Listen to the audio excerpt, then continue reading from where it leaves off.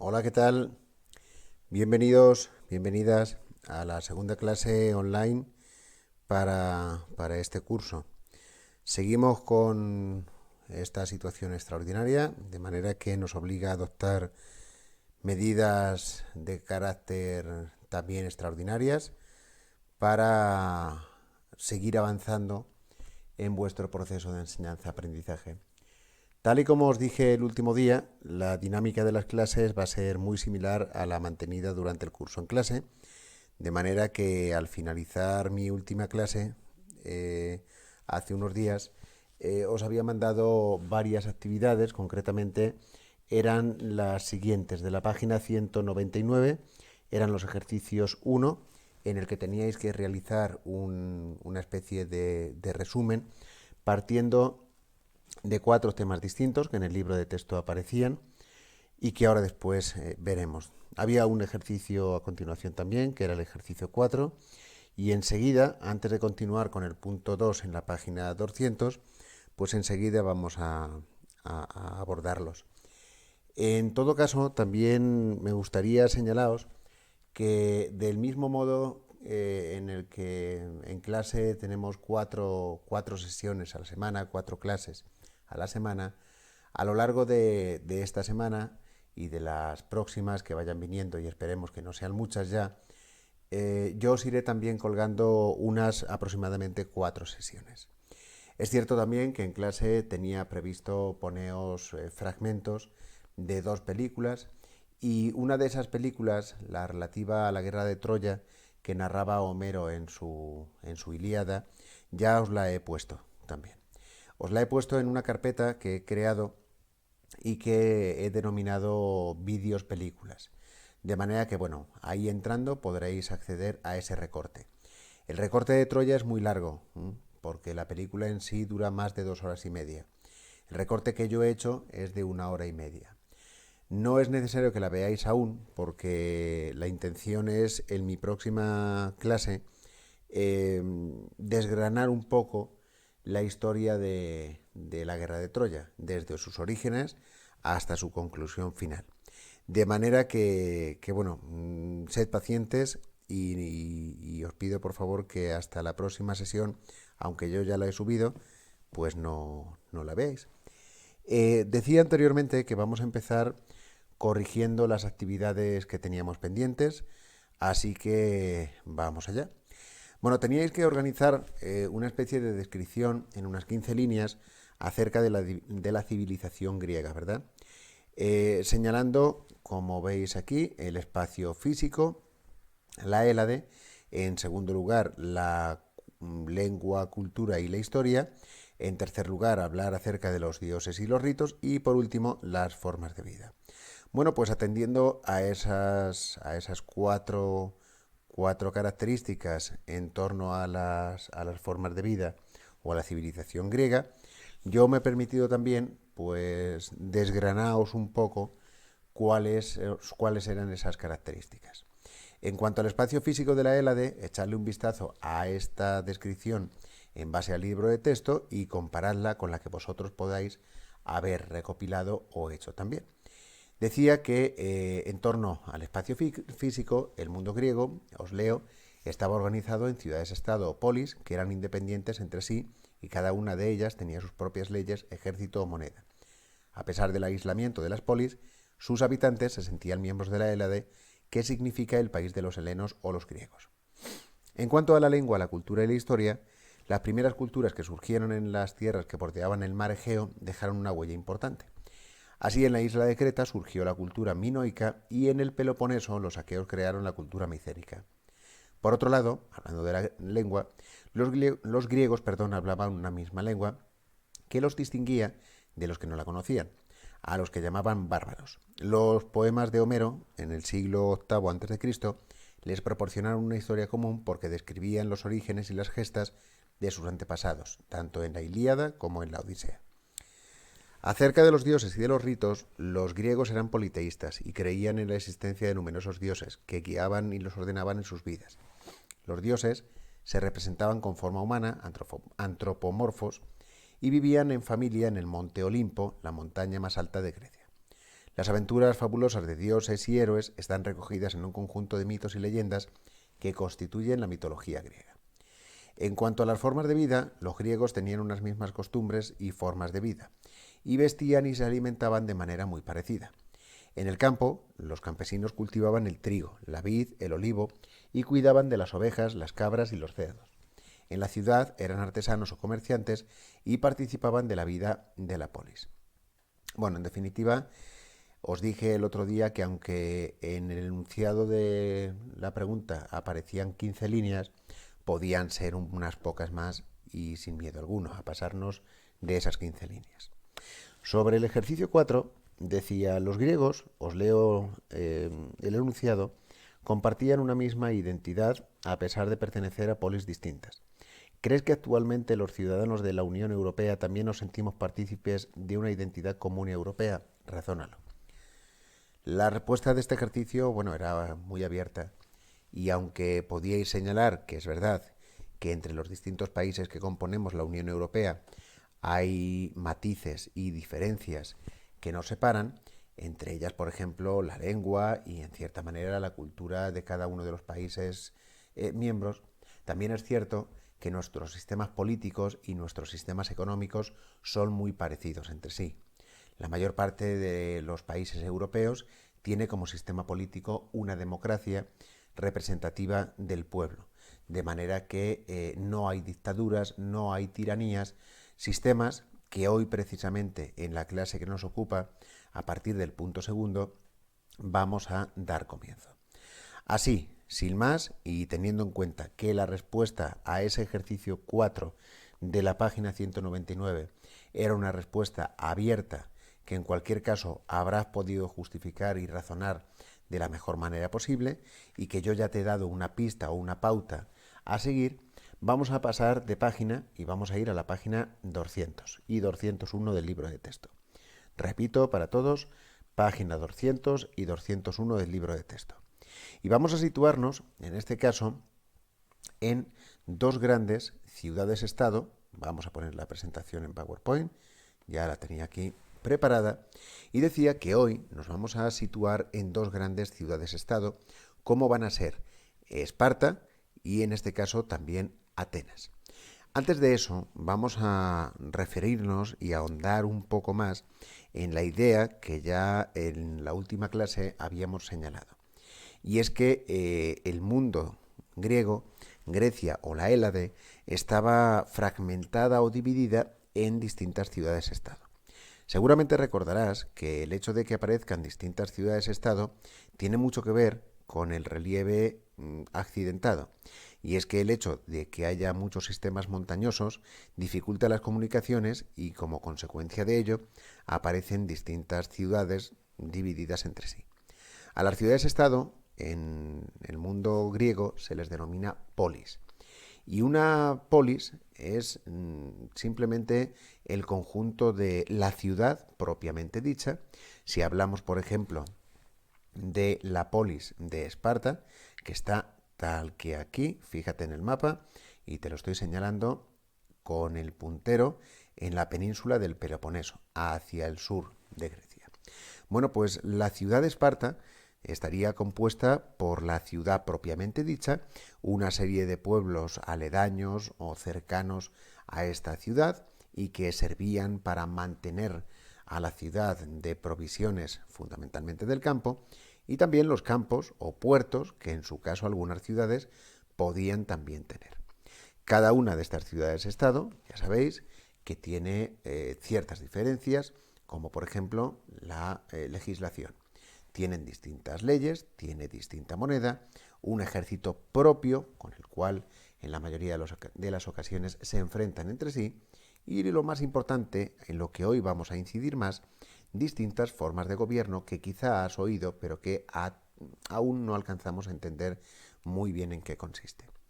En cuanto a la organización física de la ciudad-estado, es decir, las partes que tiene la ciudad-estado, actualmente los pueblos, ya sabes que se dividen y las ciudades se dividen en áreas residenciales donde vivimos, áreas, por ejemplo, industriales, polígonos industriales donde la gente acude a trabajar, zonas rurales donde aparecen campos de cultivo o granjas, mientras que, por ejemplo, en la antigüedad clásica, en Grecia, la ciudad tenía dos partes bien diferenciadas. En una primera parte es la parte baja, donde se sitúa el área urbana, los edificios públicos, las tiendas y sobre todo la parte más importante de la ciudad, que es la plaza pública. Solo que en Grecia a la plaza pública se le denomina ágora. Y el ágora es el espacio totalmente diáfano, totalmente abierto, donde se sitúan algunas casas, donde se sitúa, por ejemplo, y te lo señalo tal que aquí sobre la imagen, la estoa. La estoa es una especie de mercado de abastos, de centro comercial de la época, de mercadona. Y en este caso, en esta estoa y en todo el mercado abierto, que se asemeja, pues es cierto, se asemeja mucho al mercado de los sábados, aquí en nuestra localidad. Pero es, digamos, que un lugar no solamente de intercambio, no solamente de compraventa, de venta de esclavos y de otros productos. Es un lugar de encuentro entre la ciudadanía y entre los que habitan la ciudad. Digo la ciudadanía o los que habitan la ciudad porque aunque te parezca exactamente lo mismo, no lo es. Los ciudadanos son hombres, mientras los que habitan la ciudad pueden ser hombres y también mujeres. En cualquier caso, matices aparte, y de ellos hablaremos en futuras sesiones, en futuras clases, de momento ten en cuenta que es una especie de lugar de encuentro. Actualmente, en ciudades y pueblos, quizá las plazas jugarían el papel de las antiguas ágoras en Grecia. Pero quizá el ágora del siglo XXI, y esto en clase, en las clases presenciales, hubiese quedado mejor definido, mejor explicado. Pero voy a intentar explicártelo de la manera más práctica. Actualmente, todos sabéis que el espacio de comunicación es, y algunos diréis, y ya lo habréis adivinado, Internet, eso es. Internet y las redes sociales. Bueno, pues lo que para nosotros son las redes sociales e Internet, para ellos podía constituir también ese ágora o plaza donde intercambiar diálogos, experiencias, etcétera, y sobre todo el tiempo. La otra parte de la ciudad es la parte alta de la ciudad. Y significa eso, parte alta, la Acrópolis. En esa Acrópolis es donde se sitúan fundamentalmente, y volvemos justo aquí, es donde se sitúan los principales edificios de carácter religioso, desde bibliotecas, pero también fundamentalmente templos. Uno de los principales templos es, por ejemplo, el Erechtheion o los Propileos, y esta concretamente es la reconstrucción de la Acrópolis, de la ciudad en alto o zona religiosa de Atenas. El edificio ateniense más importante, todavía en pie, aunque un tanto ruinoso, no es sino el Partenón, en torno al cual se celebraban procesiones de Parateneas y el lugar que actualmente está un tanto deplorable en su estado, en su momento vestía de ricos colores y en su interior aparecía una escultura crisocelefantina elaborada por completo en oro y en marfil. Una auténtica maravilla a instancias del escultor Fidias, que en su momento desapareció por completo y que hoy, con una escultura gemela dedicada a Zeus, pues han desaparecido las dos y la verdad es que es una auténtica pena. Hoy en día ya te digo que el edificio del Partenón se encuentra un tanto ruinoso y la decoración externa del Partenón, todo el conjunto de esculturas, no se encuentra en Grecia. Si quieres ver alguna vez todo el conjunto escultórico del Partenón y de los principales monumentos griegos, no debes viajar a Grecia, sino más bien a Londres, porque los ingleses en el siglo XIX prácticamente expoliaron, se llevaron todo ello. Y es cierto que el gobierno, por ejemplo, griego, reclama y está reclamando constantemente dicho patrimonio al British Museum, pero los británicos se hacen un poco los sordos para no devolver este patrimonio a Grecia. Bueno, dejamos atrás el mundo de las ciudades-estado, la división entre la parte baja y alta de la ciudad, entre el Ágora y la Acrópolis, para detenernos ahora, en la segunda parte de este punto, en dos ciudades fundamentalmente. Una será la ciudad de Esparta, situada, como ya te he señalado anteriormente, sobre el mapa, y gira la mirada ahora hacia el mapa y verás que con el puntero te estoy señalando dónde está situada. Ahí está la península del Peloponeso, que es toda esta extensión. Y justo un poco más hacia el norte y hacia la zona del este se encuentra Atenas. Justo esta parte es lo que se corresponde como el Ática, que aparece aquí. Bueno, pues Esparta y Atenas tenían distintas formas de gobierno. Probablemente alguno de vosotros que haya visto la película 300 ya está pensando que los espartanos eran guerreros de élite. Bueno, vamos también a quitar un punto del mito sobre los espartanos y en futuras clases hablaremos precisamente de eso. Hablaremos de eso porque sencillamente todos, en este caso los ciudadanos de Atenas y de Esparta, tenían que y estaban obligados a combatir. Y permíteme que me adelante un poquito, pero los mejores soldados no eran los espartanos, sino los atenienses. Sí, los atenienses. Y en este caso, los hoplitas atenienses, de los cuales estás viendo aquí una buena representación y ejemplo. Un ciudadano ateniense, enriquecido como consecuencia de sus actividades agrícolas, ganaderas, etc., tenía que proveerse él mismo de su propio uniforme, formado por el casco, por la lanza, por la coraza, por el escudo, la espada y las grebas que le protegían las piernas. En cualquier caso, no había un uniforme definido para la ciudad, igual que los soldados actualmente sí tienen un uniforme conjunto e igual para todos. Pero es verdad que el coste del mismo y la reparación después de una guerra del mismo dependía directamente de cada uno de estos ciudadanos. Es verdad que los ciudadanos atenienses tienen muchos privilegios por el hecho de serlo, pero también es cierto que tienen una serie de obligaciones, y entre esas obligaciones está la de acudir en defensa de sus ciudades. Decía anteriormente que cada una de las ciudades tiene distintos gobiernos. Desde, por ejemplo, en Esparta existe un gobierno oligárquico. ¿Y qué es esto de un gobierno oligárquico? Bueno, un gobierno oligárquico es un gobierno formado por aristócratas y grandes propietarios, es decir, gente que tiene un gran patrimonio, en este caso, de tierras. Tienen mucho dinero y ellos forman un grupo aristocrático, un grupo que se definen a sí mismos como los mejores. Estarás diciendo que los mejores no tienen por qué ser los que tienen más dinero, tienes toda la razón del mundo, pero es que en su momento ellos se autodefinían como tales.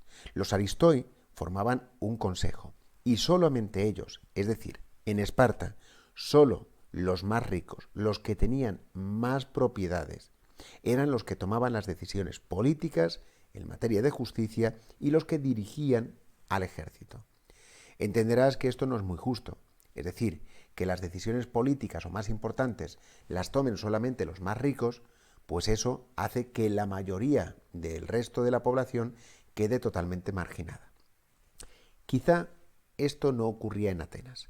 En Atenas el gobierno era más representativo y ellos inventaron un sistema político, un tipo de gobierno distinto al anterior, que es la democracia. En este caso, la democracia, fíjate aquí, es el gobierno del pueblo. Y aquí, en la democracia, se elegían a los representantes en una asamblea y todos ellos votaban las leyes. Tú dirás que es muy parecido a nuestro sistema democrático, en el que cada 4 años los españoles expresamos nuestra voluntad mediante el voto y así elegimos a nuestros representantes políticos. Y cada 4 años, si lo hacen bien, continúan y si no, pues cambiamos. Pero no es exactamente igual. No es exactamente igual porque en la democracia ateniense solamente una parte de la población está representada. y son considerados como ciudadanos. Las mujeres no tienen esa consideración. Los esclavos tampoco tienen dicha consideración política. No pueden elegir ni pueden ser elegidos. Y tampoco los extranjeros, llamados en Grecia metecos. Así que una buena parte de la población, en este caso ateniense, está totalmente marginada. Cada cierto tiempo y cuando la situación lo requería, cuando la situación en este caso se escapaba de control, había y existía la figura de los tiranos. Los tiranos a veces tomaban el poder por la fuerza e imponían su voluntad. Dirás que es una especie de dictadura. Pues sí. En el siguiente cuadro, en este que aparece aquí, en el lado derecho, tienes los tipos de gobierno y quienes ostentaban o sostenían el poder. Verás que en una tiranía se tomaba, como te he dicho antes, el poder por la fuerza y lo ejerce un solo hombre. En una monarquía, las monarquías, generalmente a la cabeza de ellas se encuentra un rey que deja el poder en manos de sus hijos o hijas y por lo tanto es un poder hereditario y lo constituye un solo hombre. Por otro lado también tenemos una oligarquía. En la oligarquía, de hecho, nos hemos referido a este sistema de gobierno cuando hablábamos de Esparta. Y el poder lo ejercen los mejores, los más ricos. Y en la democracia se hacen votaciones o sorteos. Esto de los sorteos, luego te explicaré en el punto número 4 en qué consiste, porque se elegía a veces a los jueces y se elegía a sorteo entre el conjunto de la población. En este caso, todos los hombres libres y ciudadanos de la polis, pues participan. Bueno, esto es, a grosso modo, o mejor dicho, grosso modo, lo que es en este caso este tema. De modo que, bueno, para el próximo día echa un vistazo a la página 200 y en esa página 200 vas a hacer un primer ejercicio, que es el ejercicio 1, y un segundo ejercicio, que es el de la página 201, el ejercicio 4. Repito, ejercicios 1 y 4 de la página 200 y 201. Bueno, pues sin más, esto ha sido todo en esta segunda clase. Te espero en la tercera clase, debes estar un poco atento porque a lo largo de la semana colgaré en torno a unas 3 clases más, 2-3 clases más seguramente. Sí me gustaría también que me hicieses llegar a través de papás cualquier tipo de duda, de planteamiento, de, por ejemplo, propuesta de mejora, si consideras que estás un tanto perdido, házmelo saber y entre todos le podemos ir dando solución, ¿de acuerdo? Tenéis, eso sí, que perdonar la calidad a veces del sonido, la calidad posiblemente de la imagen, todo, perdonadme, son situaciones estas un tanto extrañas para vosotros, evidentemente, y también para mí. Así que lo dicho, chicos, espero noticias vuestras, espero veros más pronto que tarde y espero que esta situación no se demore mucho tiempo. ¿De acuerdo? Un abrazo a todos y nos vemos en la próxima clase.